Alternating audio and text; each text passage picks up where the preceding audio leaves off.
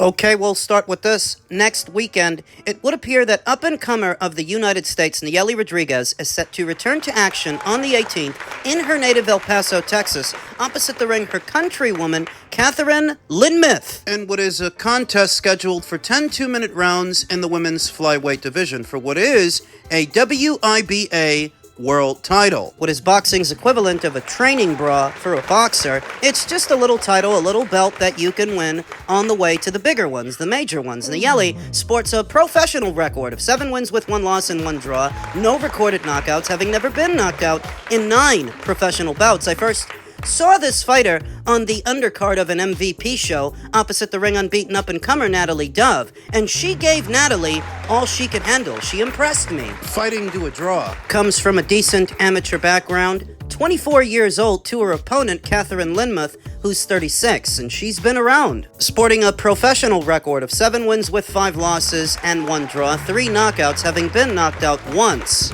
In 13 professional bouts, 36 years old, she's been in there with talented fighters like Yadira Bustillos 2 times, Kim Clavel, Lupita Medina, Brooke Siberian, and more recently, Lynn Sandstorm. In May of this year, fighting to a draw. This will be her 2nd fight of this calendar year opposite the ring, Nayeli Rodriguez, who's going to have home field advantage going in, as it is going down in her native El Paso, Texas, that looks to be becoming more of a fight town. Another El Paso, Texas resident, Stephanie Hahn, has a very strong following in the border town. In action earlier this year in what was the rematch against Holly Holm, they sold the place out. And now it would seem that Nayeli Rodriguez aspires to develop that same type of hometown support, that following in El Paso, Texas, in what is a King's Promotions show. King's Promotions, a well-to-do, albeit small promotional outfit that's been around for some years.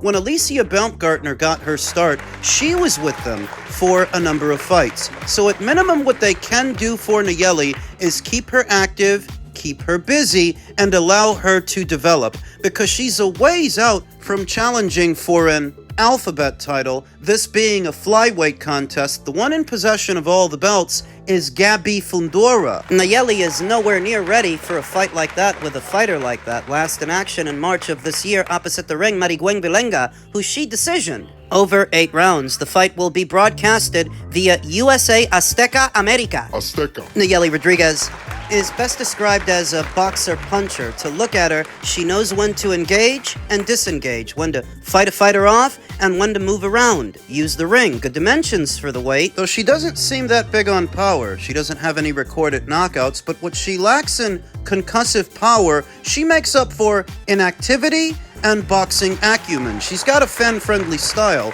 If you don't believe me, just look at her fight with Nat No Love Dove on what was an MVP show. Pretty easy on the eyes, too. Down the line, I see a future champion in Nayeli Rodriguez. Long after Gabby Fundora has left this division to do whatever she does and the reset button gets hit, I could see Nayeli Rodriguez picking up one of those alphabet titles. Currently, she's nowhere near ready for a fight with Gabby. Saving grace is that she's not about to have one. Look for the ring return of Nayeli Rodriguez next week on the 18th. Elsewhere in the world of boxing, Floyd Mayweather refuses to acknowledge the Pacquiao rematch that was in talks to happen earlier this year, but I guess he's putting the kibosh on that. Floyd Mayweather named 2 potential fights when finally discussing his latest comeback plans, but Manny Pacquiao was not among them. Mayweather was directly asked about Mike Tyson, Pacquiao, and his proposed exhibition against Mike Zembides that is now set to be rescheduled during a lengthy interview with Cameron. Time will tell, time will tell. He told It Is What It Is. I just want to make sure they've got the numbers right. Mayweather then acknowledged 2 of the 3 names put to him. As you guys have seen, you know, I posted the Tyson fight and I posted the little guy. Little, I think the other guy, his name is Mike also, from over there in Greece. He's not acknowledging the biggest fight that he can still have, the Pacquiao rematch that Netflix was set to pay for. In all likelihood, he makes more money running it back with Manny than doing these pointless exhibitions with Mike Tyson and Mike Zembides. And he's said to have already borrowed money against his fight purse for Manny. Sometimes I'll post them, then I take them down. Then I post them, and I take them down. You know, it is what it is. Says Mayweather, as if anybody's clamoring to see him do a waltz with Mike Zambidis or Mike Tyson. Mayweather finally admitting the Tyson fight remains in his thoughts, could be construed as recognition of the court case that placed the heavyweight legend first on his list of bouts before September 12th. The Zambidis fight is now proceeding despite the legal dispute, leaving Pacquiao as the one name still in limbo. Mayweather and Pacquiao had been working towards a rematch before the original September timetable collapsed, and whether the fight ever makes it over the line remains up in the air. If he knows what's good for him, he'll run it back with Manny, as he stands to make the biggest score boxing him on Netflix than these two other guys. They're good in a Tyson fight. The Tyson fight ain't the one that Netflix was paying for, was it? Pacquiao has his own legal case surrounding the proposed rematch and remains adamant that he agreed to a fully sanctioned professional fight with Mayweather. Mayweather would put his perfect 50-0 record at risk if the fight proceeds on the terms Pacquiao claims were agreed, rather than entering another exhibition with his professional record protected. Cameron gave Mayweather all three names, but the 5-weight world champion only spoke about Tyson and the other Mike in Greece. Pacquiao was the only proposed opponent Mayweather left out of his answer, and the only one of the three he refused to address. Because he's scared. It's what I've been saying. It doesn't matter that you beat him over a decade ago. Over a decade later, you don't want to fight him. Remember what the holdup was initially. Manny wanted it to be a real fight, and Floyd wants it to be an exhibition. Why should Floyd Mayweather be hung up on whether it's an exhibition or not if he's confident that he can beat him again? It's because he's not confident. It's because he's afraid things are going to come full circle for him. Floyd Mayweather has only ever cared about two things as a boxer: his money and his unbeaten record, and he's all out of money. All he's got is that O, and that might be the next thing that he loses if he does run it back with Manny Pacquiao, because Manny, unlike Floyd, hasn't just been fighting in exhibitions, he's been fighting in full-on, sanctioned, pro boxing matches. So why shouldn't they fight in a pro fight? A real fight? Yeah, Floyd is old, but so is Manny. The story is that Netflix was willing to pay for it so long as it was a real fight. And I think that if Floyd Mayweather knows what's good for him, he'll go through with that fight, because you're not going to make with Mike Zambidis and on pay-per-view what you could make with Manny on Netflix. And you're not even going to make with Mike Tyson in the Democratic Republic of the Congo what you could make with Manny on Netflix. The distributor for the Mike Zambidis pay-per-view, at least in America, is DAZN, but it's a pay-per-view that I don't expect anybody to buy. Nope. And then you have the Mike Tyson fight, that exhibition that's supposed to be happening on the continent of Africa. I don't know who's supposed to be distributing that. But that's probably going to be a pay-per-view too, because if Netflix were going to pick it up, we would have heard about it by now. The only one Netflix seems to have been involved with is the Pacquiao rematch, but that fight, they wanted that to be a real fight. Floyd doesn't want that. He's fucking scared. No, he's scared. Because as many money problems as this guy has got, with as many people as he's got them with, he should be beating down the door to fight Manny again on Netflix. I don't think you could ever duplicate the success of their initial meeting that was built up over the course of 5 years. It's the highest grossing boxing match in the history of boxing matches, but that was on pay-per-view, whereas this rematch would be on Netflix, likely for a flat dollar amount. So Floyd wasn't going to make in the rematch what he made in the first fight, but he still needs to make something. And with Manny on Netflix, he stands to make more than he'd make with Mike Zambidis, than he'd make with Mike Tyson. He needs to make something. And the weirdest thing about this Manny and Floyd situation is no one in the boxing community is actually asking them to fight again, save Netflix. That if you ask the average boxing fan, do they want to see this rematch? Not really, because the first one was a dud. For as much as it was built up, and as much money as it generated, the fight itself was boring. Boxing fans don't actually want to see a second fight, but they'll watch it if it's on. If it's on Netflix and it doesn't cost anything extra, then yeah, a lot of people are likely to tune in. But that has more to do with the distributor than the fighters. That's the nuance of it all. It still has the potential to be one of the bigger fights on the calendar this year, but not necessarily because of the fight, but because of who's putting it on. We'll see if they do. This year, next year.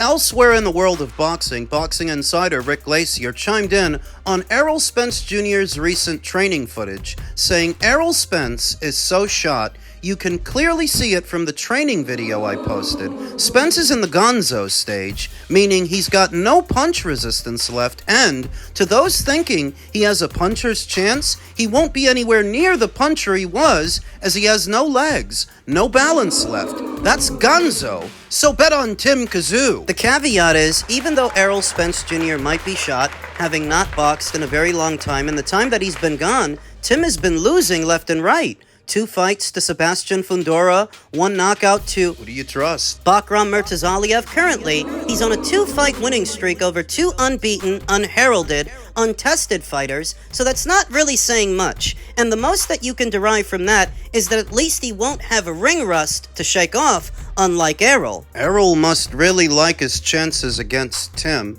to be coming off a 3-year layoff to go straight into a Tszyu fight in Tszyu's neck of the woods. He's not saying it, but you must look at Tszyu as a layup, an easy one, to be fighting him under these circumstances. I think Tim thinks something similar. So what's better for the division and boxing? An Errol Spence Jr. win or a Tszyu win?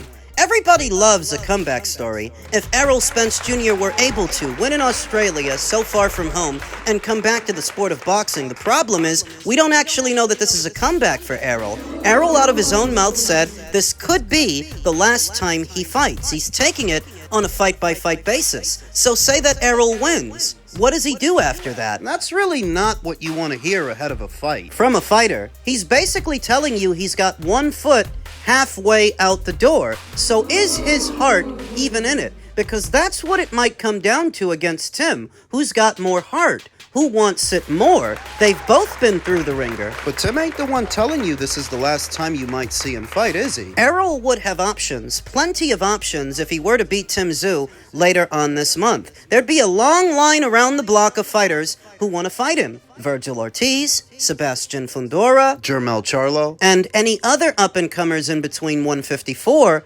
and 160, because Errol Spence Jr. is still one of the more recognizable fighters at those weights. He would have plenty of options. But those options would make for riskier fights than the fight that he's about to have with Tszyu. What makes the Tszyu fight appealing is he stands to make approximately $7 million for what is a layup, for what is one of the safer fights that he can still have. Or do you think he's traveling all the way down to Australia for peanuts on the dollar?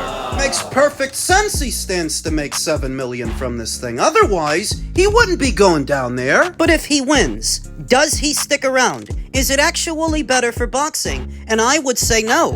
In spite of the boxing community's affinity for comeback stories, I actually think it would be better for Tim to win than Errol. Because for Tim, this is not a means to an end. This is not his swan song that maybe he'll fight after this and maybe he won't. I'm more confident that if Tszyu wins, he's gonna keep fighting after that. It could be a while before he's ready to fight for an alphabet title again, but afterwards, if he beats Errol, I could see him going into a Keith Thurman fight after that. The Keith Thurman fight he was supposed to have well over a year ago. I could see him having that fight down there in Australia in another pay-per-view should he beat Errol. And I could see Keith Thurman signing on because he doesn't have much else going on following his knockout loss to Sebastian Fundora. I think it would be better for the division and the sport if Tszyu won than if Errol won. Tszyu has been named the #1 contender via the WBO. Jaron Ennis is the WBO champion at 154.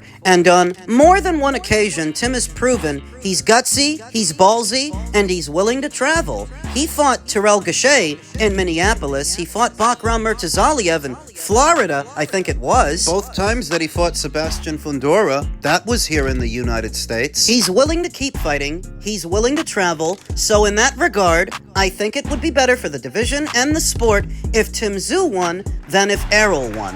Ultimately, it's going to boil down to who wants it more and who's got more left to give. In Rick Glacier's opinion, Errol Spence Jr. is shot, and I don't put it past him. He might be right. The thing is, Tszyu might be shot too. He took a real beating in that first Sebastian Fundora fight, got knocked the fuck out by Bakram, then got beat the fuck up again by Sebastian. He might be shot too. I think for Tim, the strategy has got to be jumping on Errol Spence Jr. early and not letting him settle into the fight and grow into the fight. It's been a long time since Errol Spence Jr. fought anybody and really got hit. Tim needs to remind him what that feels like and remind him early. Make him uncomfortable and keep him uncomfortable because he is the older, less active fighter. Tim needs to jump on him right away. Errol, on the other hand, He needs to slow the fight down. keep it a boxing match, which is funny because Errol's an action fighter. At least that's what he has been historically. He's now with Ronnie Shields, and I don't even know what version of that fighter